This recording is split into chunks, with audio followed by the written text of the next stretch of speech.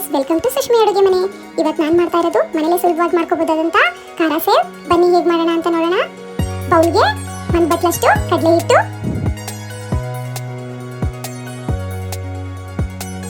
2 spoon ಅಕ್ಕಿ ಹಿಟ್ಟು, ರುಚಿಗೆ ತಕ್ಕಷ್ಟು ಉಪ್ಪು, ಅರ್ಧ ಸ್ಪೂನ್ ಹಾಕೊಂಡಿದ್ದೀನಿ, ಅರ್ಧ ಸ್ಪೂನ್ ಖಾರದ ಪುಡಿ, ಚಿಟಿಕೆ ಅಡುಗೆ ಸೋಡಾ. ಎಲ್ಲನೂ ನೀರು ಹಾಕೋದೆ ಫಸ್ಟ್ ಹಾಗೆ ಮಿಕ್ಸ್ ಮಾಡ್ಕೊಳ್ಳೋಣ. ಎಲ್ಲ ಚೆನ್ನಾಗಿ ಮಿಕ್ಸ್ ಆಗಲಿ. ಸ್ವಲ್ಪ ಸ್ವಲ್ಪ ನೀರು ಹಾಕಿ ಕಲಿಸ್ಕೊಳ್ಳೋಣ. ಬಜ್ಜಿ ಹಿಟ್ಟಿನ ಸ್ವಲ್ಪ ಗಟ್ಟಿಯಾಗಿರ್ಬೇಕು, ತುಂಬಾ ಗಟ್ಟಿ ಬೇಡ, ಸ್ವಲ್ಪ ತೆಳುವಾದ್ರೂ ಪರವಾಗಿಲ್ಲ. ಇವಾಗ ಒಂದು ಬಾಣಲಿಗೆ ಎಣ್ಣೆ ಇಟ್ಟು ಕಾಯಕ್ಕೆ ಬಿಡೋಣ.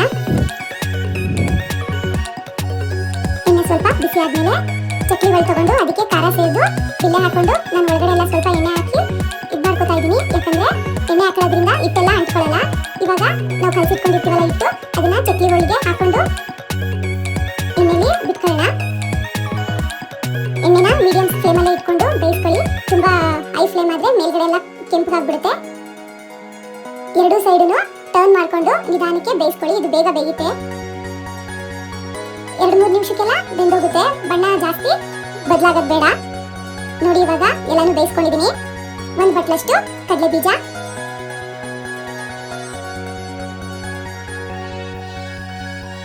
ಕಡಲೆ ಬೀಜನು ಸ್ವಲ್ಪ ಬಣ್ಣ ಬದಲಾಗಿ ಎಲ್ಲಾನು ಸಿಡಿಯೋ ತನಕ ಹಾಗೆ ಎಣ್ಣೆಲಿ ಫ್ರೈ ಮಾಡ್ಕೊಳ್ಳೋಣ. ಇವಾಗ ಆಗಿದೆ ಕಡಲೆ ಬೀಜ. 1 ಬಟ್ಲು ಸಣ್ಣ ಸಣ್ಣದಾಗಿ ಕಟ್ ಮಾಡಿರೋ ಒಣ ಕೊಬ್ಬರಿ, ಅದನ್ನು ಫ್ರೈ ಮಾಡ್ಕೊಂಡು ಎತ್ತಿಟ್ಕೊಳ್ಳೋಣ. ಇದೆಲ್ಲ ಸಪ್ರೇಟ್ ಒಂದು ಬೌಲ್ಗೆ ಹಾಕೊಳ್ಳೋಣ. ಇವಾಗ ಉಳ್ಳಗಡ್ಲೆ ಅರ್ಧ ಬಟ್ಲು, 1 4 ಕಡ್ಡಿ ಕರ್ಬೇವಿನ ಸೊಪ್ಪು. ಕರ್ಬೇವಿನ ಸೊಪ್ಪು ಹಾಕಿದಾಗ ಸ್ವಲ್ಪ ಸಿಡಿಯುತ್ತೆ.